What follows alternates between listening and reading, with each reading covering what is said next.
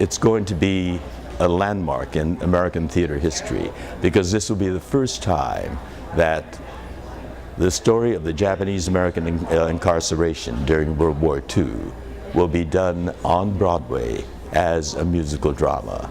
So we are going to be making history. I happened to see it in San Francisco, and I told George Takei and Lorenzo, you have to bring it to San Jose. And I'm very happy to see that all of you responded. At this time, I'd like to introduce Lorenzo Pian, the producer. And I never like to talk about Allegiance as the Japanese-American internment musical. It really is much more than that, and the thing is that wonderful stories are universal stories that tell stories of families and love and relationships, but they need to be in a specific context. More than 100,000 men, women, and children, all of Japanese ancestry, removed from their homes in the Pacific Coast states to wartime communities established in out-of-the-way places.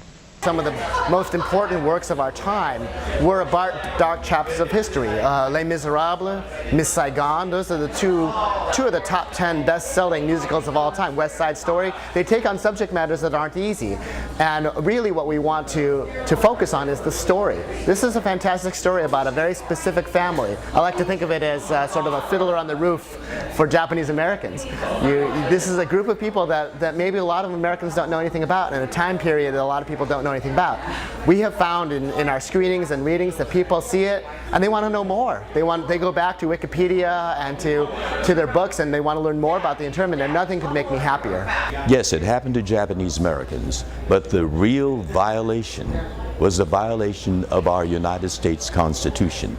All Americans need to know about it because it's an American story, and the same forces, the same hysteria, the same fear that drove people to take innocent American, loyal Americans and put them in prison is still, alive today. What's happening in Arizona, the immigration issue, or just last week, the Shirley Sherrod story. It's very much still there. I think it has a lot of depth and a lot of emotion, and I think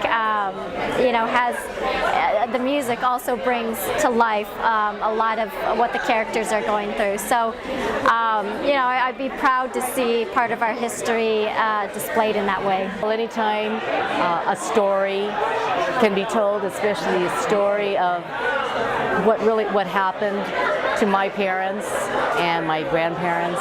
Actually, I was born in Amachi, Colorado. And of course, I don't remember anything since I was only a baby, but I think it's wonderful that someone has stepped up to create a musical and bring awareness to what happened to the Japanese Americans, Americans of Japanese descent.